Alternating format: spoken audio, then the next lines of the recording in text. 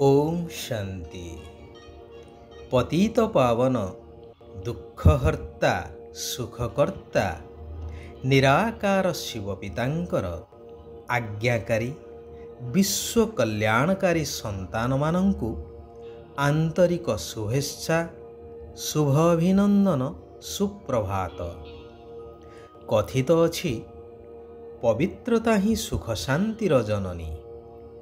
এই অবিনাশী সৃষ্টি নাটকর হার জিত দুঃখ সুখর খেল মধ্য এই পবিত্রতা আধাରରେ ହିଁ ହୋଇଥାଏ।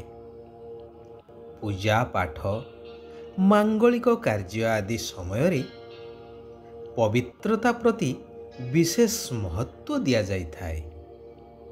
ଏହାର ବିଶେଷ ନିଦର୍ଶନ ଦେଖିବାକୁ ମିଳେ ଯେତେବେଳେ ଦେବୀ ଦେବତାଙ୍କର ଆହ୍ୱାନ କରାଯାଇଥାଏ, ଯଥା ଲକ୍ଷ୍ମୀ ବ୍ରତରେ ଘରଦ୍ୱାର ପରିଷ୍କାର ପରିଚ୍ଛନ୍ନ କରି ପବିତ୍ରତାର ପ୍ରତୀକ ପଦ୍ମ ଫୁଲର ଝୋଟି ଆଦି ଲେଖି ଯତ୍ନ ସହକାରେ ଏହି ପର୍ବକୁ ପାଳନ କରାଯାଇଥାଏ।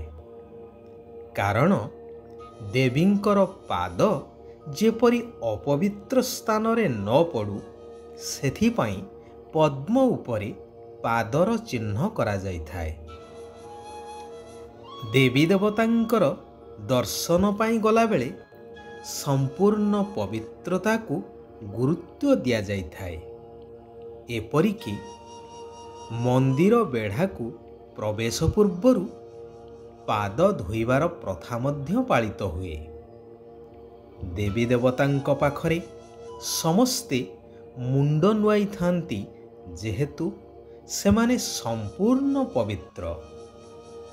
ସଂସାର ତ୍ୟାଗୀ ଭିକ୍ଷୁ ସାଧୁ ସନ୍ନ୍ୟାସୀମାନଙ୍କୁ ରାଜା ମହାରାଜାମାନେ ମଧ୍ୟ ନମନ କରିଥାନ୍ତି, ଆଶୀର୍ବାଦ ଭିକ୍ଷା କରିଥାନ୍ତି କେବଳ ସାଧୁମାନଙ୍କର ପବିତ୍ରତାର ଶକ୍ତି ଯୋଗୁଁ।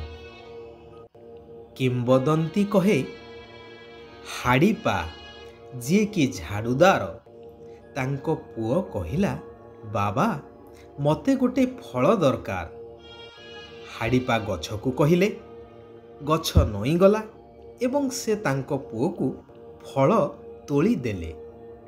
ତେବେ ଏହା ସେହି ସମୟର କଥା ଯେତେବେଳେ କି ପାଞ୍ଚ ତତ୍ତ୍ୱ ସହିତ ସବୁକିଛି ପବିତ୍ର ସତୋପ୍ରଧାନ ଥିଲା ଏବଂ ସଂସାରର ସର୍ବଶ୍ରେଷ୍ଠ ପ୍ରାଣୀ ମନୁଷ୍ୟମାନଙ୍କ ଆଦେଶରେ ହିଁ କାମ କରୁଥିଲା। ତେବେ ଏଠାରେ ବୁଝିବା ଦରକାର, ଏଭଳି ପବିତ୍ର ତତ୍ତ୍ୱ ବା ପ୍ରକୃତିକୁ ବଶ କରି ରଖିଥିବା ମନୁଷ୍ୟ ନିଶ୍ଚୟ ସମ୍ପୂର୍ଣ୍ଣ ପବିତ୍ରତା ଶକ୍ତିର ଅଧିକାରୀ ହେଇଥିବେ। ପୁରାଣରୁ ମଧ୍ୟ ଆମେ ଜାଣିଛେ କିପରି ସାଧୁ ସନ୍ନ୍ୟାସୀମାନଙ୍କ ପାଖରେ ହିଂସ୍ର ଜୀବଜନ୍ତୁ ମଧ୍ୟ ବଶ ହୋଇ ତାଙ୍କର ଆଦେଶ ମାନି ଚାଲୁଥିଲେ। ତାହା କେବଳ ସମ୍ଭବ ହେଉଥିଲା ପବିତ୍ରତାର ଶକ୍ତି ଆଧାରରେ। ବୈଜ୍ଞାନିକ ଦୃଷ୍ଟିକୋଣରୁ ଯଦି ଦେଖାଯାଏ ତେବେ ସମସ୍ତେ ମଧ୍ୟ ପବିତ୍ରତାର ଶକ୍ତିକୁ ସର୍ବଶ୍ରେଷ୍ଠ ବୋଲି ସ୍ୱୀକାର କରିବେ। ବିଦ୍ୟାର୍ଥୀ ଜୀବନର ପ୍ରଥମ ଏବଂ ମଜବୁତ ସ୍ତମ୍ଭ କୁହାଯାଏ ବ୍ରହ୍ମଚର୍ଯ୍ୟ ବ୍ରତକୁ। ବ୍ରହ୍ମାମୁଖ ବଂଶାବଳୀ ବ୍ରାହ୍ମଣଙ୍କର ମୂଳଦୁଆ ହିଁ ପବିତ୍ରତା ଅଟେ। ସେଥିପାଇଁ କୁହାଯାଏ କି ବ୍ରାହ୍ମଣ ଦେବତାଙ୍କ ଠାରୁ ମଧ୍ୟ ଉଚ୍ଚ। ଏହିପରି ଅନେକ ଦୃଷ୍ଟାନ୍ତ ଆମେ ପୋଥି ପୁରାଣ ଠାରୁ ଆରମ୍ଭ କରି ବର୍ତ୍ତମାନର ଏହି ବସ୍ତୁବାଦୀ ଦୁନିଆ ଠାରୁ ମଧ୍ୟ ପାଇପାରିବା।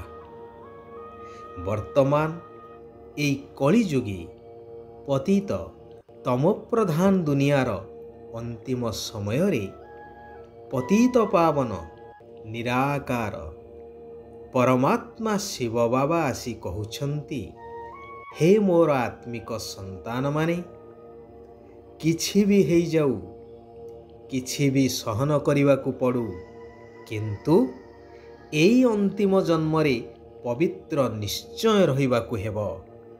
କାରଣ ମୁଁ ବର୍ତ୍ତମାନ ଆସିଛି ପବିତ୍ର ସତ୍ୟଯୁଗୀ ସ୍ୱର୍ଗ ଦୁନିଆର ସ୍ଥାପନା କରିବା ପାଇଁ।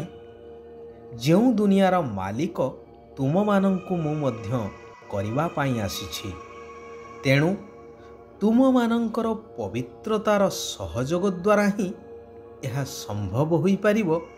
ତେଣୁ ମୁଁ ତୁମକୁ ବର୍ତ୍ତମାନ ଶ୍ରୀମତ ଦେଉଛି କି ଘର ଗୃହସ୍ଥରେ ରୁହ, କିନ୍ତୁ ପବିତ୍ର ରୁହ, ମୋତେ ମନେ ପକାଅ।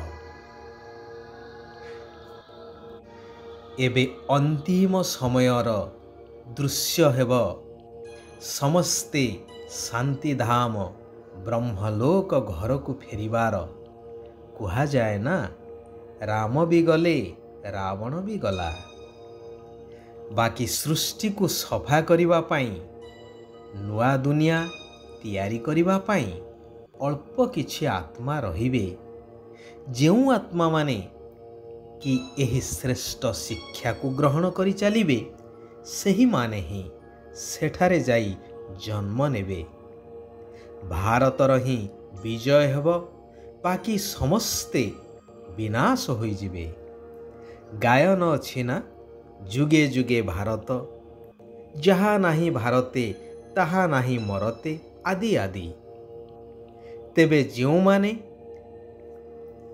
ଏହି ଅନ୍ତିମ ସମୟରେ ଜ୍ଞାନବାନ ଏବଂ ଅମାପ ଧନର ଅଧିକାରୀ ହୋଇଥିବେ, ସେହିମାନଙ୍କ ପାଖରେ ସତ୍ୟଯୁଗୀ ଆଦି ଆତ୍ମାମାନେ ଜନ୍ମ ନେଇ ନୂତନ ସୃଷ୍ଟିର ମାଲିକ ହେବେ। ଏହିସବୁ କଥା ବୁଝିବା ପାଇଁ ବିଶାଳ ବୁଦ୍ଧି ଦରକାର, ଯାହା ବର୍ତ୍ତମାନ ମୁଁ ତୁମମାନଙ୍କୁ ଦେବା ପାଇଁ ଆସିଛି। ସେଥିପାଇଁ ଏବେ ଘର ଗୃହସ୍ଥରେ ରହି ସବୁ କିଛି ସମ୍ଭାଳି ବୁଦ୍ଧିକୁ ମୋ ଠାରେ ଲଗାଇ ରଖ। ଅନ୍ୟମାନଙ୍କ ଠାରୁ ମୋହ ତୁଟେଇ ଦିଅ। କୌଣସି ବି ଦେହଧାରୀକୁ ମନେ ପକାଇବାର ନାହିଁ। ଯୋଗ ଦ୍ୱାରା ବାବାଙ୍କ ଠାରୁ ଶକ୍ତି ଗ୍ରହଣ କରି ଏହି ଅନ୍ତିମ ଜନ୍ମରେ ସ୍ତ୍ରୀ ପୁରୁଷ ଉଭୟ ପବିତ୍ର ରହି ଦେଖାଇବାକୁ ହେବ। ଯେହେତୁ ତୁମମାନଙ୍କୁ ଏବେ ପବିତ୍ର ଦୁନିଆକୁ ଯିବାର ଅଛି ଏବଂ ପବିତ୍ର ଦୁନିଆର ମାଲିକ ହେବାର ଅଛି। ଯେଉଁ ଈଶ୍ୱର ପିତାଙ୍କୁ ଅନେକ ଜନ୍ମରୁ ଡାକି ଆସିଛ, ବର୍ତ୍ତମାନ ସେ ମିଳିଯାଇଛନ୍ତି। ତେଣୁ ନିଶ୍ଚୟତାର ସହିତ ଏକ ସତ୍ୟ ପିତାଙ୍କର ଶ୍ରୀମତରେ ନିଶ୍ଚୟ ଚାଲିବା ଦରକାର। ଶିବ ବାବା କହୁଛନ୍ତି, ନିଜର ଦୈବୀ ସଂସ୍କାରକୁ ଜାଗ୍ରତ କରି ଦିବ୍ୟତାର ଅନୁଭବ ହେଉଥିବା ବା କରଉଥିବା ବ୍ୟର୍ଥର ଅବିଦ୍ୟା ସ୍ୱରୂପ ହୁଅ। ଯେତେବେଳେ ତୁମେ ପିଲାମାନେ ନିଜର ସତ୍ୟଯୁଗୀ ରାଜ୍ୟରେ ଥିଲ, ସେତେବେଳେ ବ୍ୟର୍ଥ ବା ମାୟାର ପ୍ରଭାବରୁ ସମ୍ପୂର୍ଣ୍ଣ ମୁକ୍ତ, ପବିତ୍ର, ସରଳ, ନିଷ୍କପଟ ଥିଲ। ସେଥିପାଇଁ ତ ଦେବତାମାନଙ୍କୁ ମହାନ ଆତ୍ମା କୁହାଯାଏ। ତେଣୁ ବର୍ତ୍ତମାନ ତୁମର ସେହି ମହାନ ସଂସ୍କାରକୁ ଜାଗ୍ରତ କରି ବ୍ୟର୍ଥ ଉପରେ ବିଜୟୀ ହୁଅ। ଯେପରି ମହାବୀର ହନୁମାନଙ୍କୁ ତାଙ୍କର ଶକ୍ତିର ସ୍ମୃତି ଫେରି ଆସିବା ପରେ ସେ ଅପରାଜୟ ହୋଇଗଲେ। ସେଥିପାଇଁ ପୁରୁଷାର୍ଥ କରିବା ଦରକାର। ପୁରୁଷ ଅର୍ଥାତ୍ ଆତ୍ମା ଅର୍ଥେ ଶରୀର ଦ୍ୱାରା ଶ୍ରୀମତ ପ୍ରମାଣ କାର୍ଯ୍ୟ କରିବା ହିଁ ପୁରୁଷାର୍ଥ। ଗୋଟିଏ ଥର ହେଇଥିବା ଭୁଲ ଯେପରି ଦ୍ୱିତୀୟ ଥର ପୁନରାବୃତ୍ତି ନ ହେଉ।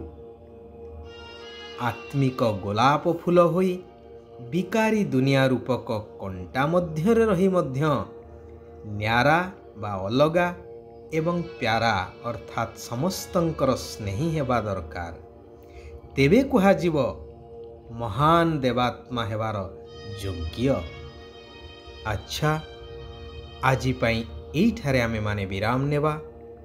ସାରା ବିଶ୍ୱର ଆତ୍ମାମାନଙ୍କର କଲ୍ୟାଣ ହେଉ। ସମସ୍ତେ ସୁଖ ଆଉ ଶାନ୍ତିର ଅନୁଭବ କରନ୍ତୁ।